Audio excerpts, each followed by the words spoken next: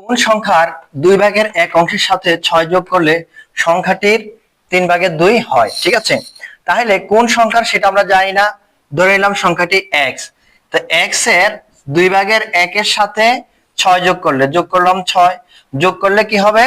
সংখ্যাটির মানে ওই x এর যে সংখ্যাটা আমরা ধরে নিয়েছি ওই সংখ্যাটির এই x এর 3/2 হয়, 3/2 হয়।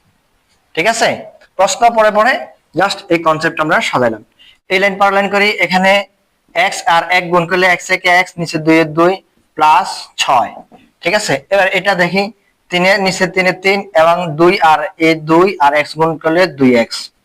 ঠিক আছে, এখন এই x 2 এটা রাখলাম, এই 6টাকে ওই পাশে নিয়ে যাব, এটাকে এই পাশে নিয়ে আসবো, মাইনাস এটাই পাশে আনলে মাইনাস হয়ে যাবে, 2x/3 সমান চিহ্ন 6টা ওই পাশে গেলে বিয়োগের হয়ে যাবে। ঠিক আছে, এখন 3 এবং 2 এর লসাগু করি, 3 এবং 2 এর লসাগু কত হবে? 6।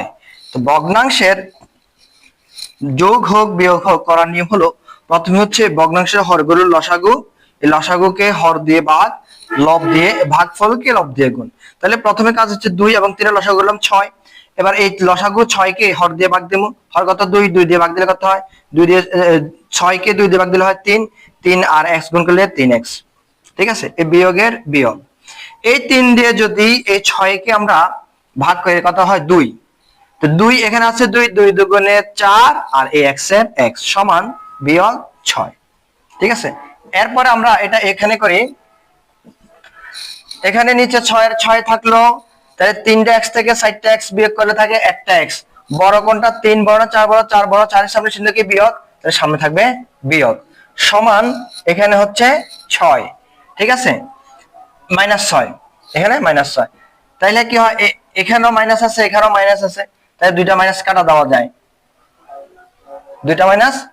আচ্ছা থাকুক, এখন আর গুণন করি, আর গুণন করলে -1 সমান 6 6 36, এখানে একটা মাইনাস আছে, তাহলে এখানে মাইনাস। ঠিক আছে, এখানে একটা মাইনাস আছে, এখানেও মাইনাস, তাহলে মাইনাস কাটা দেওয়া যায়, x সমান 36। ঠিক আছে, তাহলে এই x টা হচ্ছে কোন সংখ্যা? এই যে কোন সংখ্যা, ওই সংখ্যাটা x এর ধরে রাখছি, ওই সংখ্যার মান ধরছি কত? x। তাহলে x এর মান কত? 36, এই ঘ হচ্ছে 36, সঠিক উত্তর 37।